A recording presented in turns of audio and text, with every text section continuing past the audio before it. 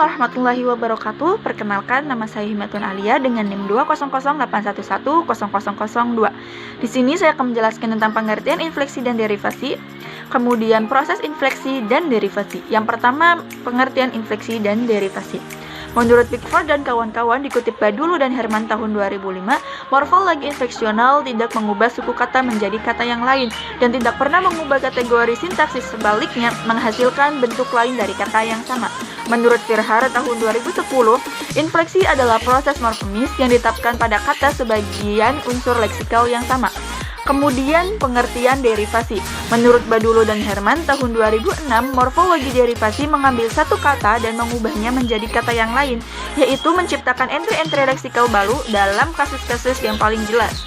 Morfologi derivasi menciptakan suatu kata dan kategori sintaksis lain. Kemudian menurut Firhar tahun 2010, derivasi adalah proses morfemis yang mengubah kata sebagai unsur leksikal yang tertentu menjadi unsur leksikal yang lain. Kedua adalah proses infleksi dan derivasi. Derivasi adalah pembentukan kata yang dapat merubah kelas kata yang awalnya kata kerja menjadi kata benda atau yang lainnya, seperti beli dan pembeli. Kata beli adalah kata kerja setelah mendapatkan imbuhan menjadi kata benda. Sedangkan infleksi adalah pembentukan kata yang tidak merubah kelas kata, tetapi menempatkan sesuai dengan kalimatnya. Misalnya pada contoh kata beli tadi. Jika mendapatkan awalan me menjadi membeli, jika mendapatkan awalan di maka menjadi dibeli. Kata beli akan tetap menjadi kata kerja, tetapi bisa membolak-balikan kalimat aktif menjadi kalimat pasif atau menempatkan subjek yang berbeda-beda. Dalam kajian juga ditetapkan bahwa dalam ilmu morfologi ada cara tersendiri dalam menentukan sebuah afiksasi atau imbuhan dalam kata, termasuk derivasi atau infleksi. Peneliti menggunakan teori tersebut pada analisis kata pada berita di Koran Jawa Pos Radar Jombang Brantas Raya tanggal 16 Juli 2019. Bagian pendidikan yang berjudul Disdikbud Jombang Pantau Pendidikan Pelaksanaan MPLS SMP. Dalam judul berita tersebut terdapat kata pelaksanaan yang dapat dianalisis sebagai berikut. Assalamualaikum warahmatullahi wabarakatuh. Saya Agit Pragita Silviana dengan NIM 2810009 ingin melanjutkan penjelasan materi. Langsung saja. Pada proses pertama, ia termasuk afiks secara derivasi karena kelas kata menjadi berubah. Yang awalnya kata kerja menjadi kata benda. Juga perubahan makna terjadi pada proses tersebut. Begitu juga dapat pada proses kedua, sedangkan pada proses ketiga dan keempat terjadi afiks secara infleksional karena kata laksana walaupun mendapat imbuhan tetap menjadi kata kerja dalam bentuk berbeda. Teori-teori Baur dituliskan sebagaimana berikut. Yang pertama, imbuhan pada infleksi selalu menampakkan makna yang didapat diprediksi dan teratur. Sedangkan makna dari imbuhan derivasi tidak dapat diramalkan, seperti imbuhan infleksi S yang menunjukkan makna jamak dalam bahasa Inggris pada bentuk kata friends, eggs, dan bags. Berbeda dengan perubahan makna secara derivasi pada bentuk age dalam advantage keuntungan, shortage kekurangan, dan advantage pembalut. Yang kedua, seperti jika imbuhan mengubah bentuk kata dasarnya. Imbuhan atau afiks itu bersifat derivasional. Apabila afiks itu tidak mengubah bentuk kata dasarnya, maka imbuhan kata itu merupakan infleksional. Pada infleksi dalam bahasa Indonesia meliputi afiksasi dan reduplikasi. A. Imbuhan infleksi meng, di, kritiku, dan kau. Afiksasi imbuhan meng, di, dan kritiku kau. Pada verba berobjek transitif, tindakannya tidak mengubah makna kata, akan tetapi menurunkan bentuk kata sesuai dengan tuntutan sintaksis.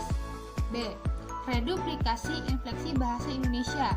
Pada pembentukan kata juga tidak luput dari reduplikasi atau pengolahan kata. Proses reduplikasi penuh pada verba transitif.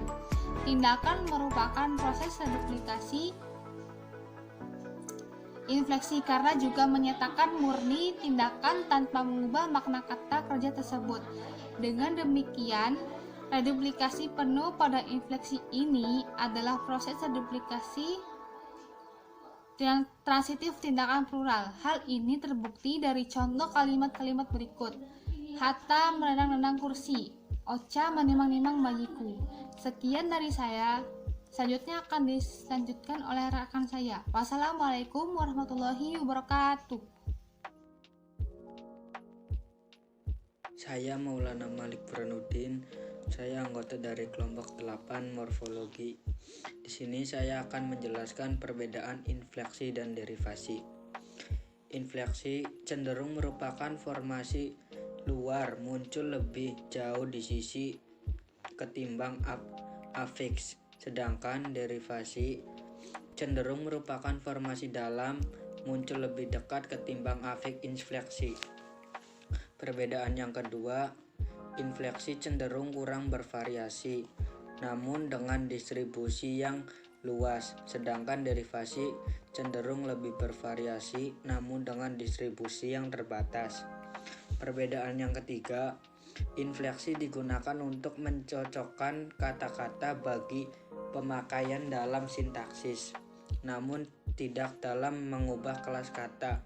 Sedangkan derivasi digunakan untuk menetapkan kata-kata dalam suatu kelas dan umumnya mengubah kelas kata. Perbedaan lainnya adalah bahwa afiks dan derivasi sering memiliki makna leksikal, sedangkan afiks infleksi biasanya memiliki makna gramatikal. Perbedaan lainnya antara infleksi dan derivasi ialah bahwa infleksi biasanya disusun ke dalam suatu paradigma, sedangkan derivasi tidak. Infleksi kata kerja bertalian dengan diatesis aktif dan pasif. Yang pertama, aktif dan pasif dalam bahasa Arab. Dalam kata kotala, kutila, kutilta, kotaltu, kutiltu, kotalu, kutilta, kotaltu, kutiltu, kotalu, kutila, kotalna. Kalimat aktifnya artinya dia membunuh, engkau membunuh, saya membunuh, mereka membunuh, kami membunuh. Kalimat pasifnya dia dibunuh, engkau dibunuh, saya dibunuh, mereka dibunuh, dan kami dibunuh. Kedua, aktif dan pasif dalam bahasa Indonesia. Aktif, engkau menangkap burung, saya menangkap burung, dia menangkap burung, Banu menangkap burung. Sedangkan pasifnya, burung kutangkap, burung ditangkapnya, burung ditangkap Banu, burung kami tangkap.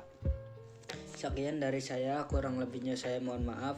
Wabillahi taufiq wal hidayah. Wassalamualaikum warahmatullahi wabarakatuh. Assalamualaikum warahmatullahi wabarakatuh. Nama saya Bella Humaira dengan NIM 20081110027. Saya di sini akan melanjutkan presentasi dari teman saya. Derivasi dapat dilihat dari berbagai jenis, yaitu diantara lain sebagai berikut. Yang pertama, derivasi internal. Derivasi internal adalah suatu proses yang mengubah verba tanpa mengubah kelas katanya. Namun, identitas leksikalnya berubah.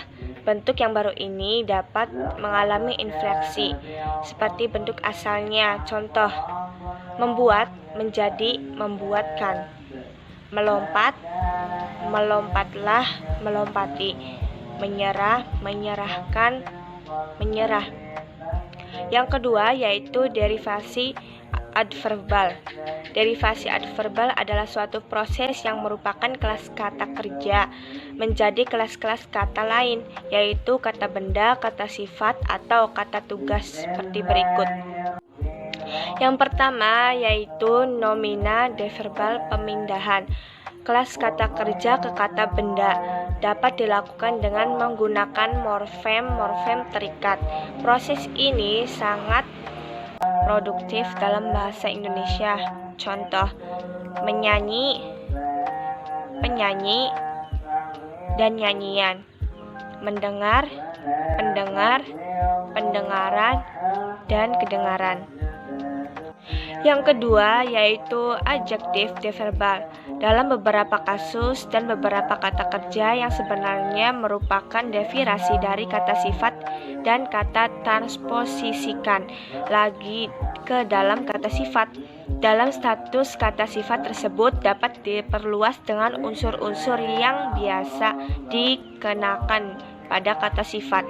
Contoh, ia menyenangkan kami dalam sebuah atraksi.